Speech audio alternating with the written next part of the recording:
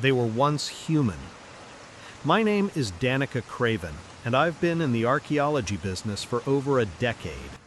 Promising opportunities often come my way: a waterlogged antique washed ashore in Egypt, or a lone fossil discovered. But I'm usually beaten to the punch. That's the nature of this profession, and as time goes on, there are fewer and fewer undiscovered ancient treasures. So, last December, I was overwhelmed by a lead in the Bavarian Alps. This time, I was the first to arrive, an opportunity that couldn't be wasted. My team and I arrived to survey a frozen corner near the Zugspitze, Germany's majestic peak, 2 days prior. After a fierce blizzard, a piece of twisted sheet metal was found in the snow, halfway up a steep cliff. Amir Langton and I had our suspicions about its origin. Those suspicions were confirmed when our team found something at the site. "I told you," I beamed. "I know you did," Amir laughed, "but don't get ahead of yourself, Danny. We still don't know what we found." Just an hour later, the satisfying sound of metal striking metal rang out. Enzo Flores, our head digger, had uncovered a large metal door. Exhausted after a day's work, he finally let his shovel fall to the snowy ground. We dropped our tools too, following his lead. Although I dug much slower than the strong workers, I felt a surge of pride. A wide smile spread across my face. "Unbelievable," Amir whispered. "You like that word, don't you?" I laughed. "Even when we get inside and see undeniable proof, you'll still call me paranoid." "But the problem is," Amir said, scratching his neck, "how do we get in?"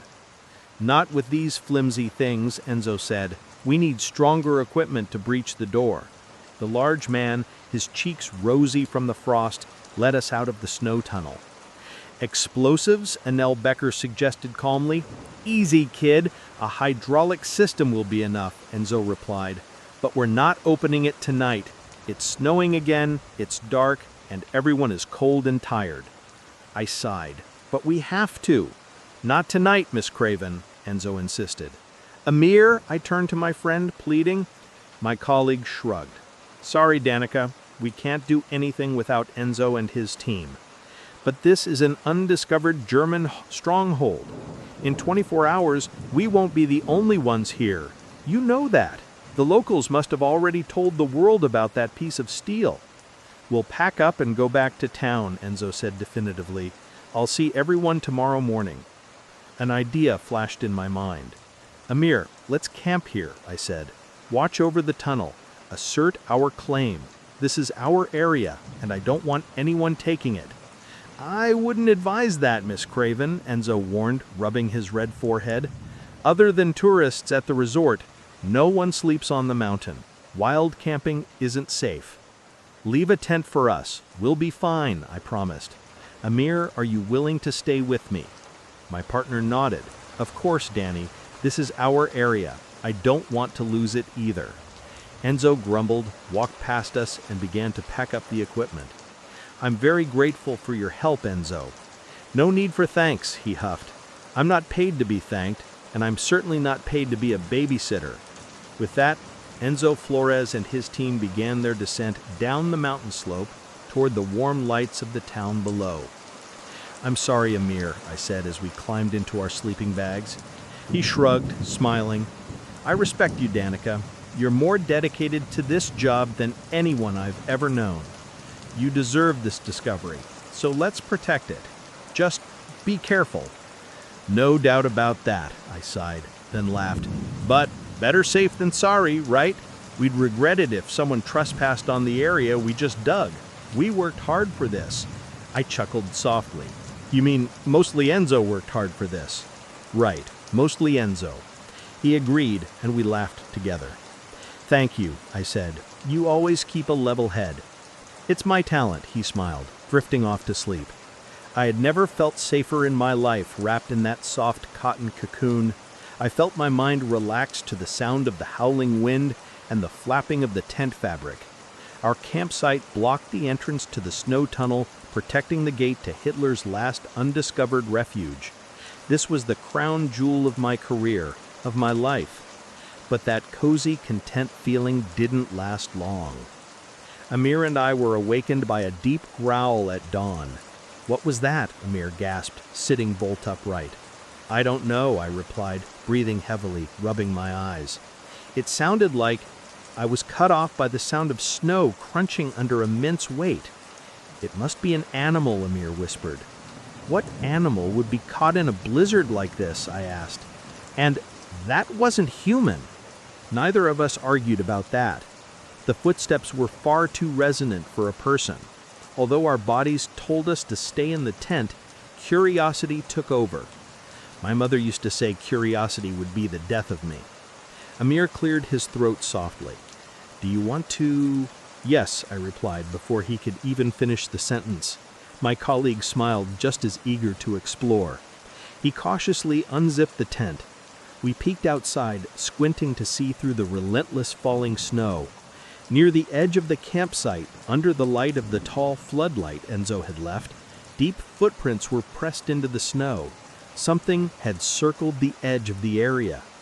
And for a horrifying second, just outside the floodlight's beam, I saw a large, dark shape dash out of view, a colossal shadow, hidden in the thick blizzard. "Did you see that?" I exclaimed. "No," Amir replied, frowning. "What was it?" "I don't know," I said. "It didn't look like an animal." "Nobody could have left those footprints," he said, nodding toward the giant tracks. "It must be— I don't know." "What time is it?" I checked my watch. "Almost 4 a.m. Enzo and the others will be here in a few hours." Amir nodded. "Let's go back to sleep. Let's stay quiet. If it was an animal intending to attack, it would have done so already, I think. But I'm wondering about one thing." "What?" Amir said. I paused, nodding toward the piece of sheet metal beside my sleeping bag. "This metal is crumpled and twisted. Why?" "They had a big storm here. Harsh weather is common in this region. This German fortress was buried under a sea of snow. It was built into the mountainside. A storm didn't rip this sheet metal off, Amir. Maybe we aren't the first ones to find this bunker." "You should stop worrying about that," Amir dismissed. "Nobody beat us to it. This is our area." "We should check," I said, starting to get dressed. "I definitely can't sleep anymore." Amir groaned, but eventually nodded and put on his gear. Flashlights in hand, we left the tent and stepped into the night. There was no sunlight to guide us. I knew Amir was right. We should have waited. But I had waited for years, and it had cost me countless opportunities. I didn't want to make that mistake again. Living truly matters more than just surviving. "Do you still think that's a ventilation cover?" I asked. Amir nodded. "It's horribly mangled, but it still vaguely has the shape."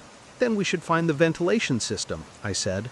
"Of course, but this bunker could be huge. How do we find the vent?" "You're not planning to dig more at this hour, are you?" he asked. "The steel plate is already gone. The digging has been done for us," I said. "Remember, it snowed for 48 hours straight. It could have covered up anything that was discovered."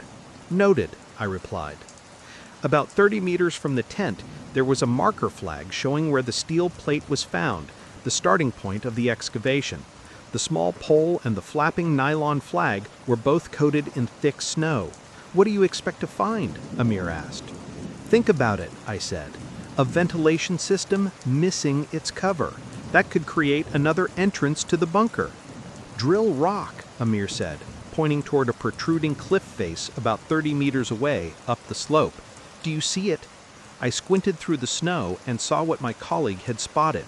Splotchy red streaks stained the snow-covered limestone face. I shuddered. "That's blood," Amir said coldly. "I was wrong about that animal. It's not harmless. We need to leave. Now." I shook my head. "I'm not stopping now." "Don't be foolish, Danica," Amir said. "You're not planning on following that trail, are you?" But I had already started wading through the snow, holding the flashlight, stepping out of the floodlight's illumination.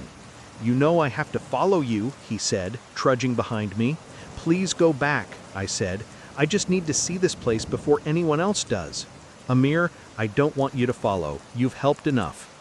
Of course, my colleague didn't listen, and we pushed forward together against the fierce wind. The blood trail stretched for about 100 meters, creating a grim line on the snowy rock face.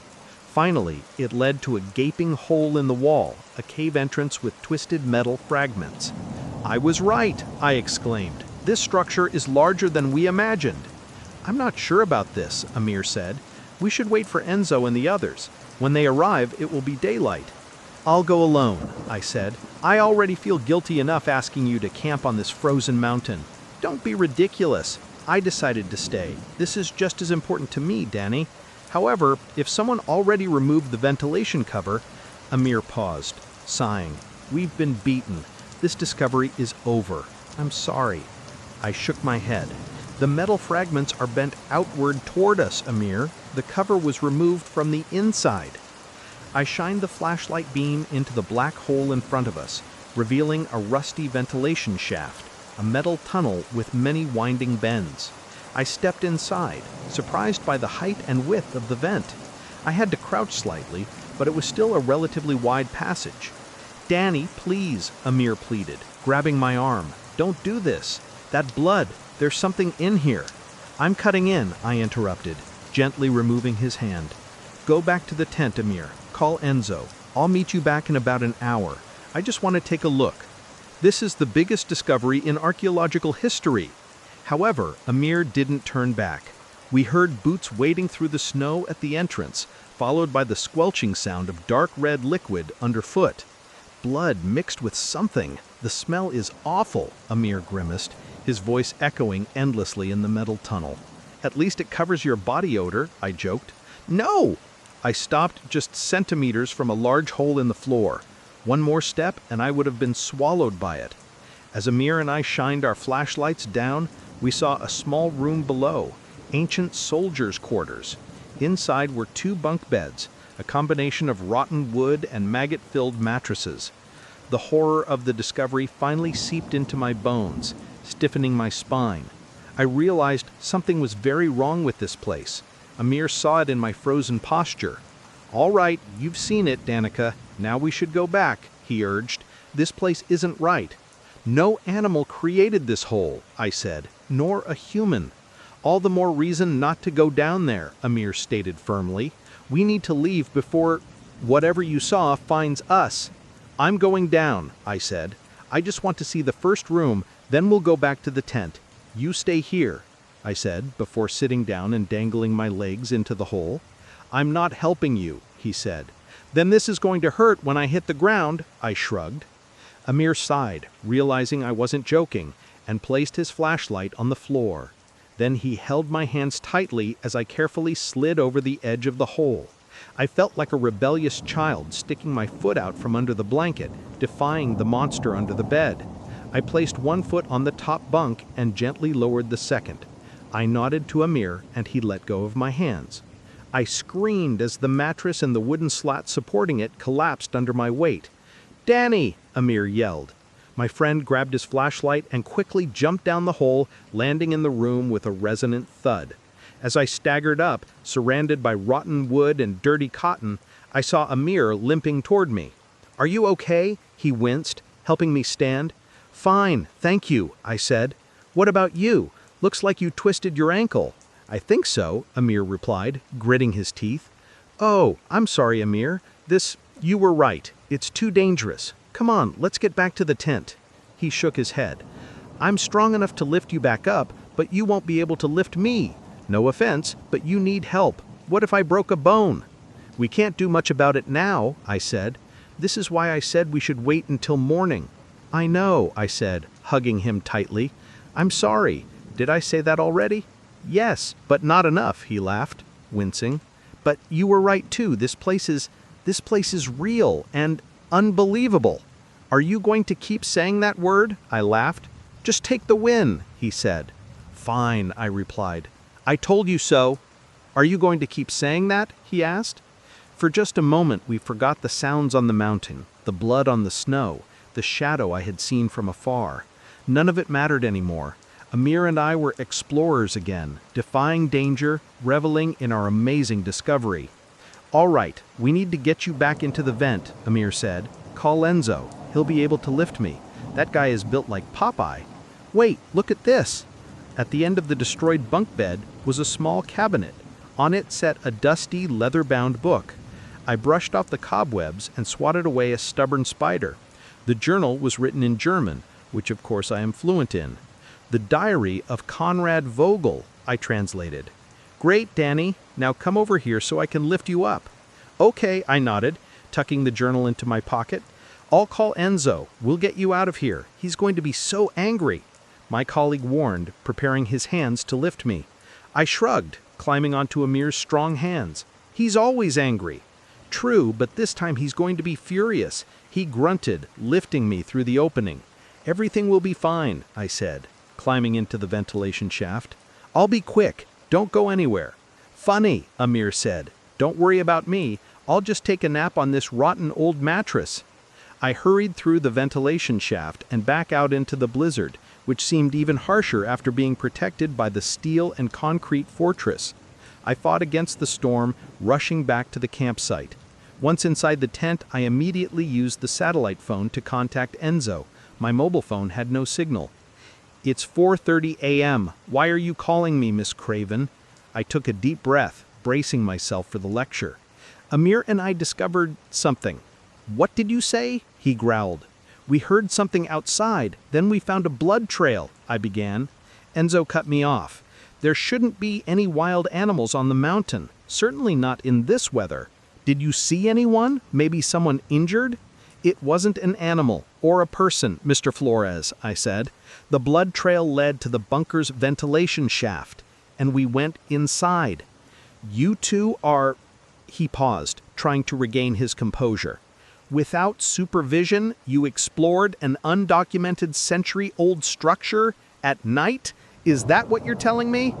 Well, we had a bit of an accident, I swallowed. I could feel Enzo's anger through the phone. What happened, Miss Craven? Amir hurt his ankle, I whispered timidly. What? He roared.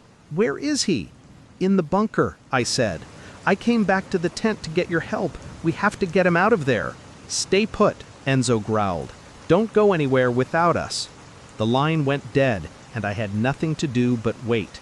It would take Enzo at least an hour to get to me, and I didn't want to cause any more trouble. But then I remembered something in my jacket.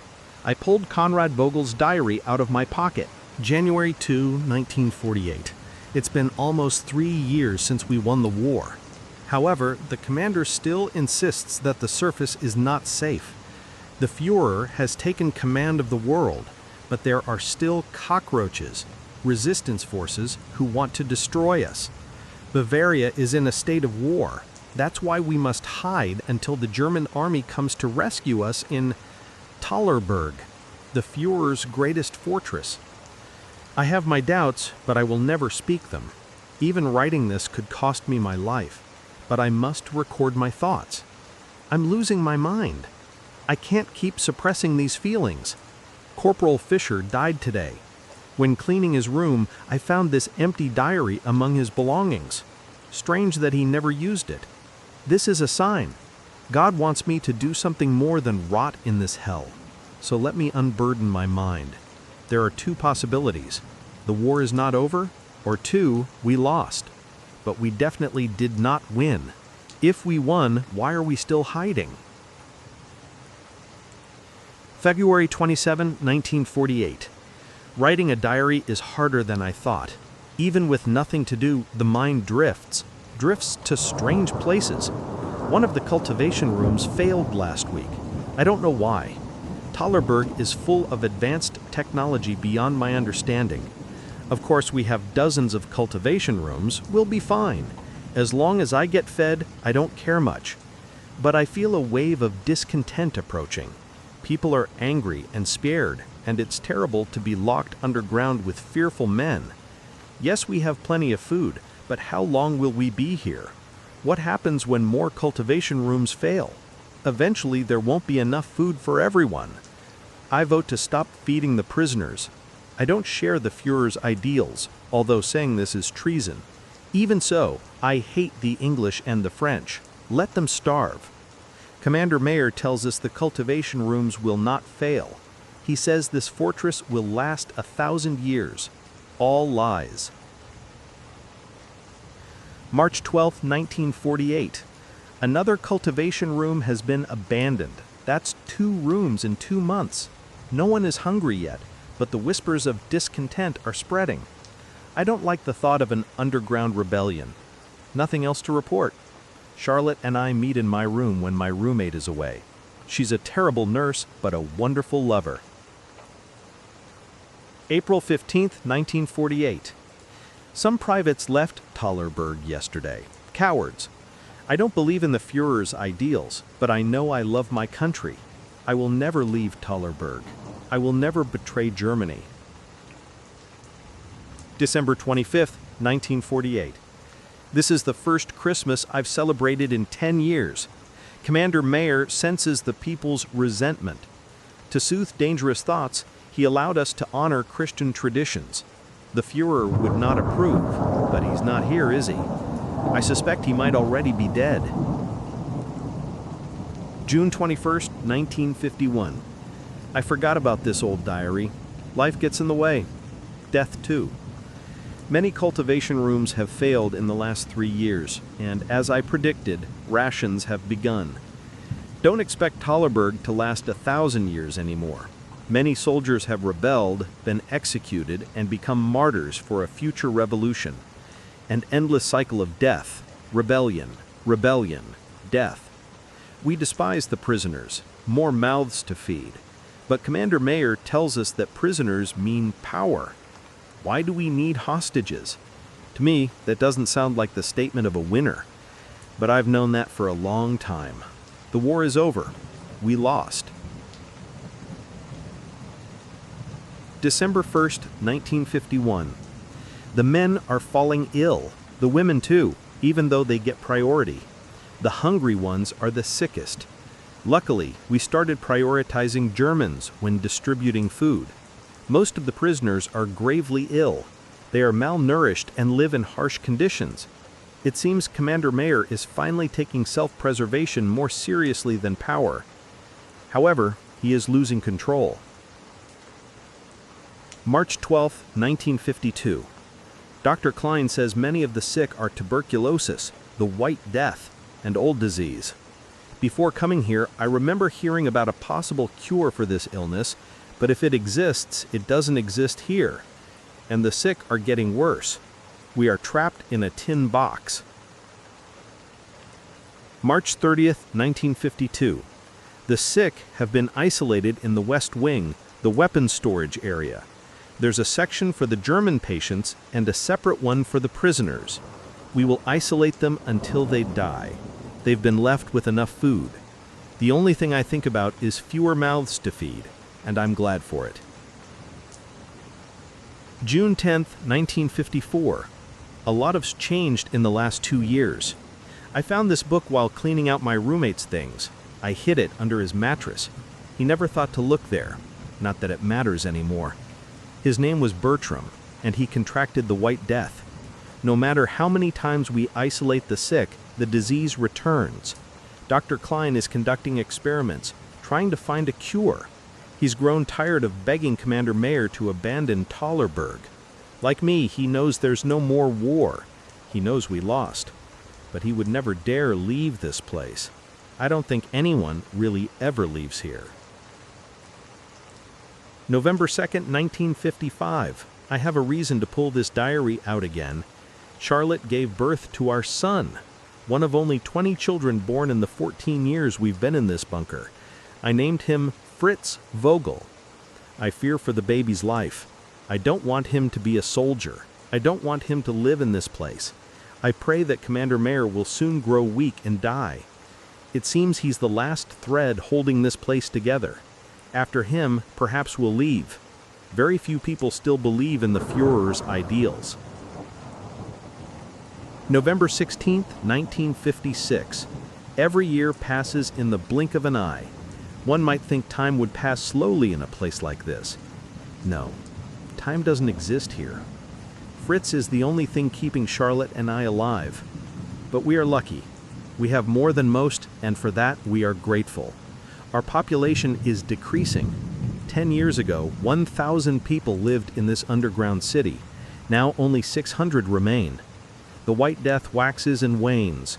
Every time we think it's gone, it claims the lives of a dozen more people. But Dr. Klein promises he's close to finding a solution. He only conducts experiments on prisoners. At least that's what he says. I just worry that his experiments continue to put us all in danger.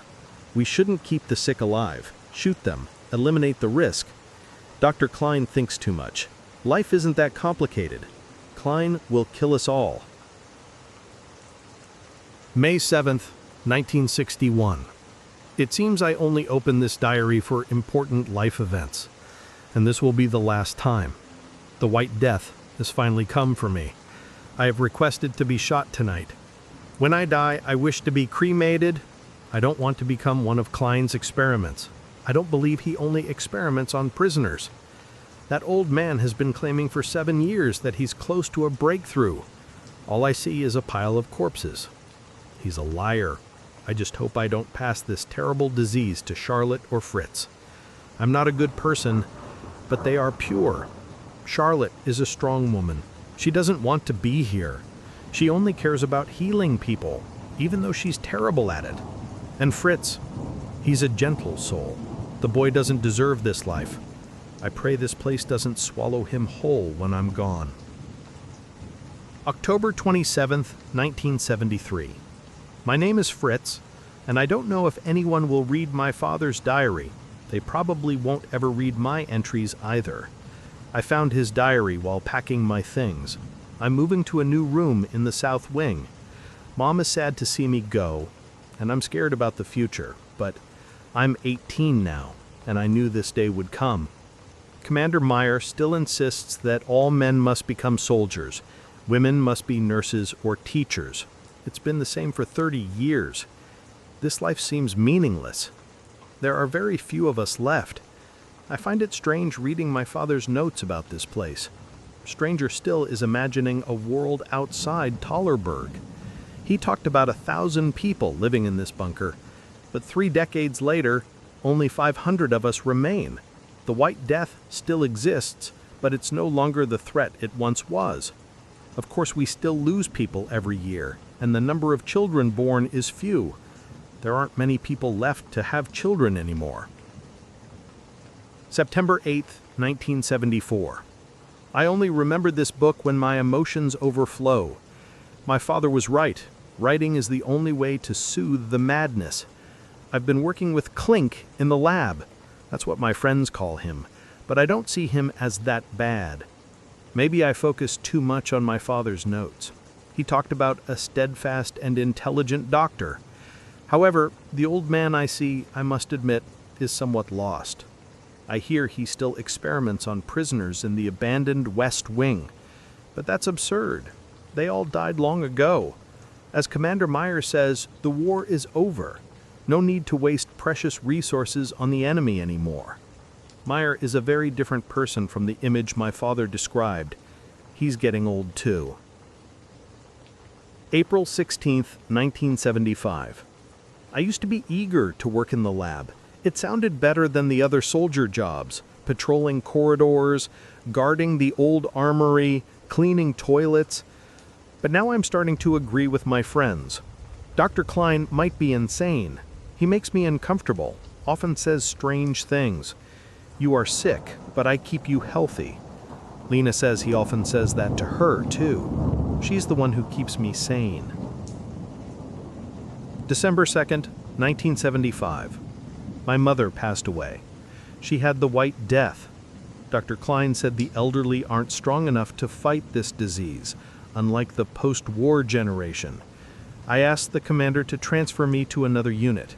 I had to use all my strength not to punch him in the face for his callous remark about my mother. November 19th, 1989. 13 years have passed, a lifetime in many ways. Yet life is just as harsh as I remember. Still, it seems fitting to return to this diary at a pivotal moment in my life. Much has changed in Tolerberg. I am now Colonel Fritz Vogel. I work as the right hand to Commander Brown. Not that we have many people left to lead. 100 men, women, and children reside in Tolerberg. My father used to talk about revolutions and escapees, but we don't fear that. The remaining survivors are either too old to leave or too young to know any other life. Brown and I have discussed abandoning this place, but what is there outside this fortress? A world that did not belong to the Führer. He is dead. That is what Commander Meyer finally admitted on his birthday. A secret we must keep. I haven't even told my wife Lena. We lost the war in 1945, 10 years before I was born, and this fortress was the last refuge for those loyal to the Führer. The commander was selfish. When he knew Germany had lost the war, he told no one in Tolerberg. He continued to lie, telling everyone to be strong and patient. After all, this fortress was built to last. Indoor cultivation fields, watered by mountain snow, and thousands of other advanced machines turn this place into a perfect refuge, a home for a millennium. The commander told us we are now free to leave. He won't stop us. But where would we go? This is the only home the children have ever known. If we step out into the outside world, it will reject us. And that wasn't the only secret Commander Meyer revealed. The prisoners and their descendants are still alive in the armory and have been for 35 years. Dr. Klein has been experimenting on them. The rumors are true. He is still trying to find a cure for tuberculosis. Although unsuccessful, he has developed a treatment, a method he has been secretly using on the children for decades. That is why we no longer get sick. He injects every newborn child with a temporary vaccine, then mixes the treatment into our food. It doesn't work on adults. There is something about the vaccine that only takes hold in a child's body. Dr. Klein must be the luckiest man on earth, working with infected patients for almost 4 decades, without contracting the disease. He must be in his late 80s. August 31, 1992. Lena and I have just welcomed our first daughter, Ella, the 3rd generation of the Vogel family to live in this doomed place. It is truly a miracle at this point. Only 72 of us survive. Most of the old soldiers have passed away.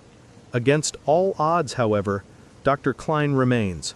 He is the oldest person in the bunker, separated from everyone by a generation. I imagine he must have a Dorian Gray portrait hidden somewhere in his room. April 5th, 1995. You have to see my work today, the doctor said to me. He has tried to persuade me to visit the armory in the West Wing for years, but I always refused. 2 months ago, Commander Brown saw something there, something that broke his spirit, and he took his own life. We no longer have a commander. I do not want to share his fate. Klein told me more than I wanted to hear. Just knowing those poor prisoners are still alive is terrible enough. Prisoners of a war that ended 50 years ago, soldiers and civilians, the elderly, and even their descendants. Lena and I do not believe in any of this. We don't believe what the Führer preached. The idea of a perfect race, what was that about? I don't want to know what the Führer did. But based on stories from the older people, we were on the wrong side of history. Of course, they don't believe that. There are too few people left to maintain this place, and even fewer who know how to repair the machines and cultivate the crops. After Commander Brown passed away, I dissolved the patrol units. What's the point? This is no longer an army, just a group of frightened people hiding underground, too afraid to face the outside world's door. The worst thing is, the White Death has returned. December 21st, 1996. I finally succumbed to the doctor's request. I followed him into the isolation zone, the old armory. Over the past year, old age and the plague killed all the bunker's original residents except for Dr. Klein. About 50 people remain in this hole, and most of the survivors are under 40. None of us knows about the world before the bunker. None of us knows about the world outside the bunker. The end is approaching. I have accepted that. Before I die, I must know what the doctor is doing. And what I discovered was worse than anything I could have imagined. No original prisoners survived. The remaining inmates are the descendants of the captured English and French. They have never known any life other than the West Wing, other than the cages in the armory. The German section is empty. None of the sick there survived. but that is not what horrified me most. In the prison area, Klein introduced me to cages full of children. They were grotesquely swollen, giant bodies stretched out. Not just their bellies, but their limbs and faces. Their skin was black and green, bloated, as if their entire bodies had developed necrosis. The doctor ignored my horrified reaction and began to ridicule the children, spitting on their cages and calling them disgusting names, saying God was punishing them for their sins just for being born, especially to Jewish prisoners. My father was a man of God, and those words were not right. The children did not respond. They looked at us with painful, empty eyes that seemed to beg me to end their lives. And that's when I couldn't take it anymore. Before I knew it, I pulled my father's old pistol and fired 6 shots into the doctor's back. He didn't die immediately, unlike any other man, but then Klein was not really a man. Who knows what experiments he conducted to prolong his life? As I stood over his body, still smiling with blood pouring from his gums, Klein revealed a horrifying secret. Klein had found a cure for tuberculosis even before I was born, a cure he had been using on the younger generation since before we were born. Not a temporary vaccine, as Meyer once believed, but a real cure. But the side effects were visible in those cages. Black skin, bloated bodies, and inhuman eyes. Klein said he found a way to stop the disease from killing us by fusing our minds with the bacteria, merging host and bacterium into a single entity. The body kept the disease alive, and the disease kept the body alive. But that wasn't a cure. What happened to those children was an abomination. Klein had put a drug in our food, not to cure the disease, but to prevent the cure from turning us into monsters. And as he lay dead at my feet, I realized a terrible thing. Without him, there would be no more treatment. I turned the page and found only insane scribbles that went on for the rest of the book. Occasionally a few readable words or phrases. Warm, warm, eat, heat, eat, water, and heart. My heart pounded as I remembered the dark shadow I had seen outside the tent, the giant shadow with the large footprints. Clearly, one or more of Tolerberg's residents had survived. Amir, I whispered fearfully. Danica Craven's perspective returns. Enzo Flores arrived with Anel Becker around 6 a.m. The snow still showed no signs of stopping, and neither did the foreman's anger. I heard him yelling from a distance, drowning out the wind. As I unzipped the tent, I saw the 2 figures under the harsh glare of the floodlight. "Where is he?" Enzo screamed. I followed," I stammered, stumbling out of the tent. We hurried up the mountain, following the blood trail along the cliff face. Most of the trace was covered by fresh snow. I moved quickly, fearing Enzo would catch up and give me a terrible scolding. When we reached the ripped entrance of the ventilation shaft, I realized I hadn't told Mr. Flores about the diary's horrible revelations. It happened decades ago. There is no one else there but Amir, I told myself, but I couldn't soothe my pounding heart. "What in God's name were you thinking?" Enzo yelled above the wind. "I told him not to follow me," I replied hoarsely. "And that would make it better?" Enzo asked. "Then you would be the one stuck down there and he wouldn't even know." "It's done now," Anil said softly, trying to calm the situation. "It's not done until we find him," Enzo huffed, then plunged into the ventilation shaft entrance. I followed my irritated foreman, and Anil quietly trailed behind. After about a minute of winding through the passage, we reached the hole above the sleeping quarter. "He's in there," I said as Enzo shone his flashlight into the room. "Amir, we're back!"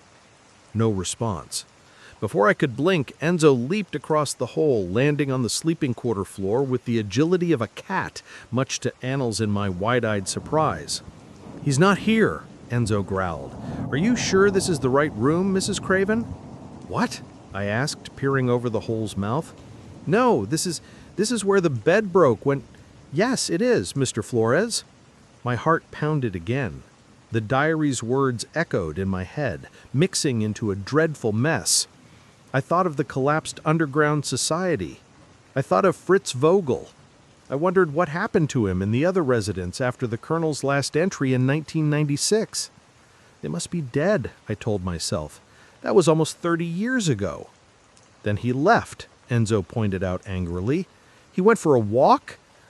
I don't know, I whispered. And that door is open, he said. Was it open when you were here? I don't remember, I said. Maybe not. Then he's still in this place, somewhere, Enzo yelled. Do you know what dangers might lurk here? I will pay you more, I stammered. Pay me more, he laughed insanely. Are you joking? No amount of money is worth this. This bunker is almost a century old. It's falling apart. Exploring it could kill us. Is that what my life is worth to you, Miss Craven? Just a few extra bucks? You need to calm down, Enzo, Annel said. We'll go down there. And of course you will, the Spaniard spat. You think I can live with Amir's death on my conscience? We have to find him. Enzo raised his large arms and gestured with his hand. Jump, he ordered. I think only you and I should do this, Annel suggested. No, she goes, Enzo said. I didn't object. I lowered my feet over the hole's edge and jumped, landing in the laborer's arms. He grabbed my waist roughly, as if intentionally trying to hurt me. Then he gently helped Annel Becker down. As I shone my flashlight around, nothing in the deserted room looked different, except for the open door. No sign of Amir, at least none I recognized. Lead the way, Miss Craven, Enzo said, as nodding toward the door. I swallowed my fear as the light from my flashlight seemed unable to penetrate the thick darkness beyond the open door. Stepping out of the safety of Fritz's room, I realized I was standing in a forgotten corridor, lined with endless doors. I turned back and looked at the sleeping quarter door. Room 421, I etched the number into my mind.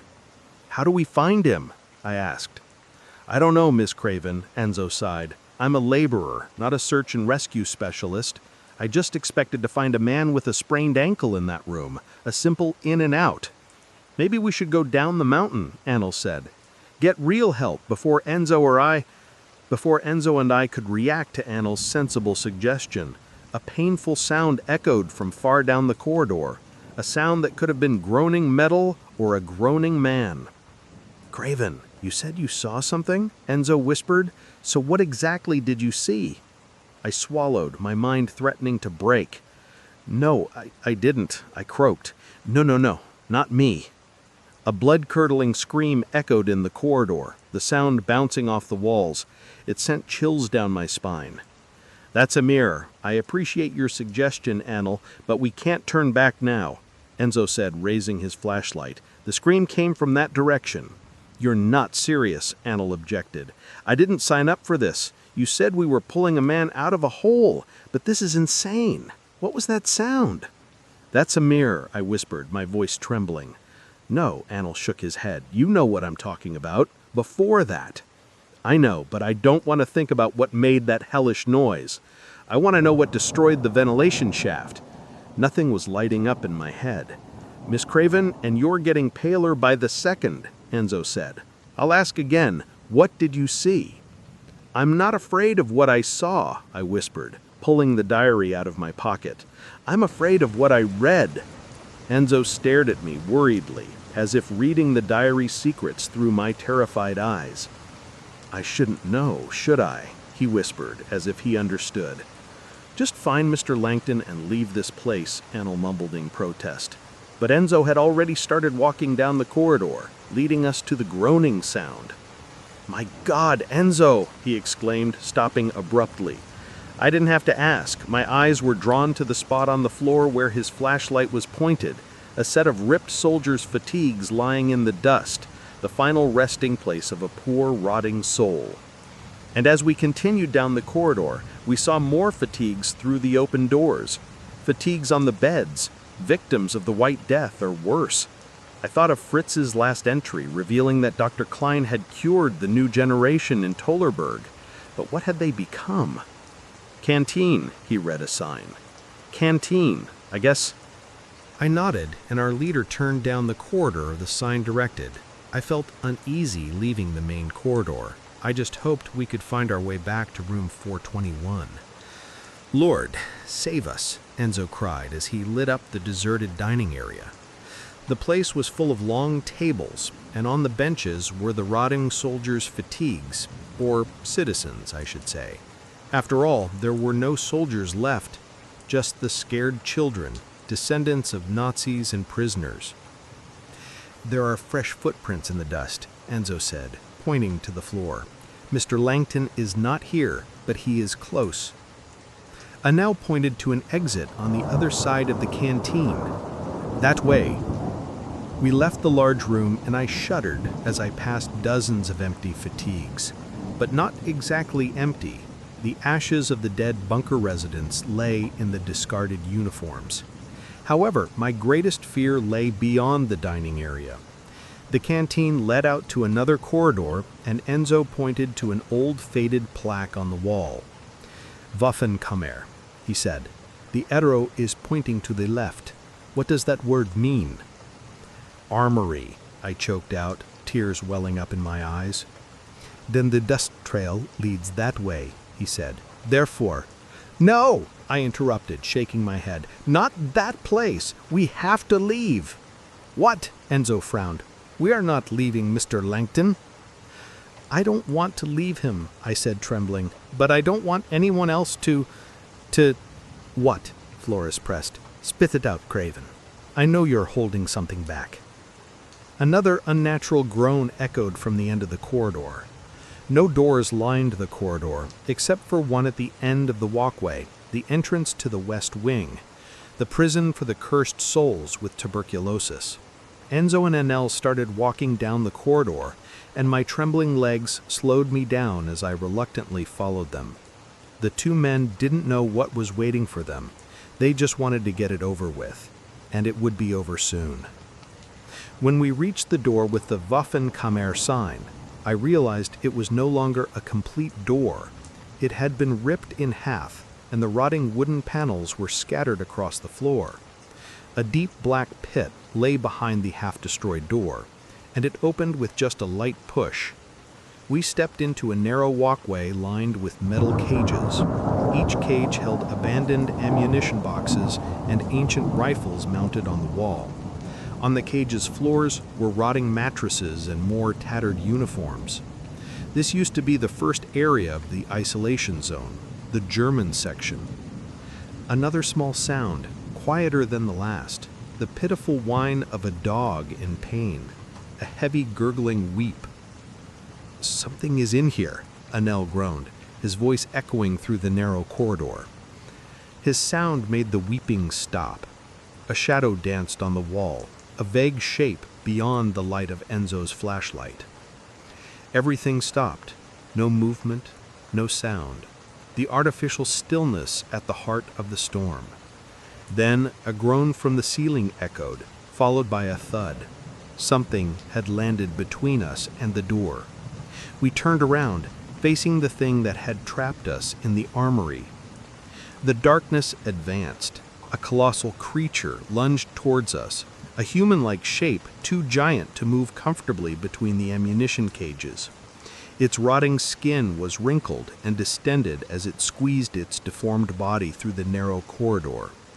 It was a disgusting creation that should not exist on Earth. Fritz's final entry did not describe the enough of the horror of this thing. Its diseased skin oozed black slime and pus. Its eyes were gray, swollen and soulless, but it sensed us. The creature swept its arm toward my screaming face, tearing at the flesh, and I braced myself for a quick death, or so I hoped. However, Enzo Flores stepped between the monster and me, and in an instant he was in the creature's grasp. The horrified demon, unnaturally swollen in its nature, somehow held its shape by the rotting flesh between the diseased and stretched skin. "Run!" Enzo screamed, struggling with the thing that used to be a man. Anel and I ran down the corridor, tears streaming down our faces at the sounds of tearing flesh and bone cracking and inhuman, heavy breathing. Anel held the flashlight, leading the way, and we saw a door about 50 meters away, just as the horrifying sounds stopped abruptly. We lunged for it, and the panicked laborer shoulder-charged the door with all his might. The door sprang open, and we squeezed inside. Just then, a scream echoed from behind, the war cry of something neither alive nor dead. "Shut the door now!" Anel screamed. I quickly slammed the door shut and fumbled with the rusted lock until I heard the clack. Then I turned around and found myself facing an area that exactly matched Fritz Vogel's description. Another row of metal cages, just like the ones in the first area of the armory, except the German section had small, makeshift, well-equipped rooms. In contrast, the compartments in the second corridor were squalid and disgusting. These cages clearly belonged to the prisoners. "What exactly did that book say?" Anel asked fearfully. I shook my head, still crying. "Enzo was right. You don't want to know." Anel nodded, trembling, and we walked down another corridor with ammunition cages that had been converted into residences for the sick. Simple gray uniforms, each with a prisoner number, lay in piles in the cages. The corpses of the prisoners and their children, locked up for decades after the war ended. The thought was horrifying enough, but that thought was quickly cut off by a dreadful gurgling sound. "Do you hear that?" Anel asked weakly. "It sounds like breathing." "I do," I groaned in horror.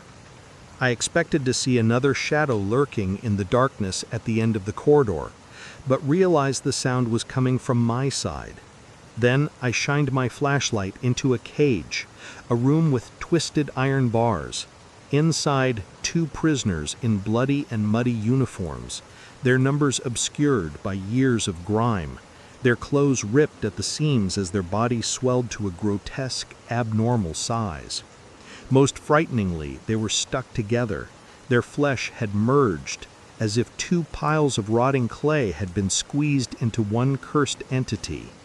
The entity's 2 mouths opened at once, revealing black, toothless pits. "Warm! Eat!" they groaned together. I remembered Fritz Vogel's insane scribbles.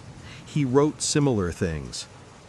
"No!" Anel screamed, shining his light down on a pile on the floor next to the merged prisoners. I recognized the crumpled pile. 2 crumpled piles. Amir. His body was brutally cleaved in 2 at the waist, and his intestines tied the 2 severed halves together. I screamed, my mind shattering as I stared at my friend's undignified corpse. I did not want to imagine the horror and pain he must have endured in his final moments. And when I noticed the missing patches of flesh on his body, along with the fresh blood on the merged prisoner's lips, I understood the whole twisted truth. "Warm! Eat!" A thump cut off my thoughts. "It's going to break the door," Anel whispered. I was in a daze, but the laborer grabbed my shoulders and turned me to face him. "Danitska, I'm getting you out of here. When it passes your cage, run." I didn't answer, rigid with fear, but Anel shoved my almost paralyzed body into the open cage across the corridor. He turned off my flashlight and placed his finger on his lips, signaling silence. Just seconds later, the giant creature plunged into the prisoner area. I was only vaguely aware that Anel was running down the corridor, past the cages, heading toward the end of the room. But I realized what he was doing. "Hey!" he yelled at the creature, waving his flashlight in his hand. It was over in seconds. The unnaturally swollen creature, seemingly supernatural in its nature, plunged down the corridor, sweeping past me. It lunged for the screaming laborer at the end of the armory, and the horrible sounds followed immediately. I squeezed out of the cage, running from the scene without processing the consciousness of what was happening. A primal instinct controlled my body. But when I foolishly turned my head, I looked straight at the horrifying scene at the end of the room. The creature was tearing Anel apart as if breaking bread. He didn't even have time to utter a sound or make a move. But that's not why my mouth fell open. On the creature's bare back, black and green with disease ooze, were 6 bruised, round wounds. It wasn't him, I told myself, trying to swallow the scream caught in my throat. I ran faster than my legs thought possible, thinking the creature, the thing that used to be a man, would catch me before I reached the canteen, let alone the sleeping quarter. But it didn't follow, and when I finally returned to reality, I was standing in room 421, looking up at the hole in the ventilation shaft. I barely remembered how I got there.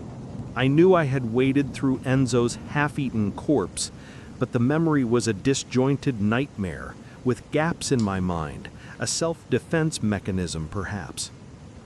After pulling the remaining bunk bed under the ventilation hole, I climbed onto it. Fortunately, it did not collapse under my weight, and I pulled myself into the metal tunnel. I stumbled, crying and staggering through the winding system, and finally reached a world dimly lit by the rising sun. A red tint washed the sky, and the blizzard had quieted. The snow fell softly, and the wind blew gently.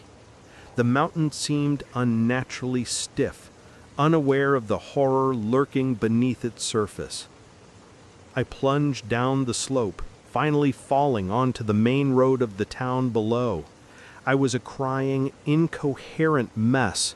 A nearby hotel receptionist quickly found me, alerted by the sobs in an otherwise peaceful town. I told everyone everything. I didn't care how insane I sounded. They would see for themselves when they entered Tolerberg. To some extent, they did. After breaching the bunker door and exploring the facility, they found much of what I described: the uniforms of the fallen soldiers, the broken ventilation shaft, the blood, and even what was left of my team. But no sign of the monsters. They escaped. The psychiatrist still tells me they never existed. After all, the rest of my team was found in a pile of rubble at the end of the armory. A collapsed ceiling killed them. That is the official conclusion. But I know better. I know what I saw. I have the Vogel family's diary. Most significantly, I have the scar on my face, a scar that is still cold. The blue in my eyes is fading to gray, and in my head there is a voice, not my own, a voice that craves something I don't understand. The warmth.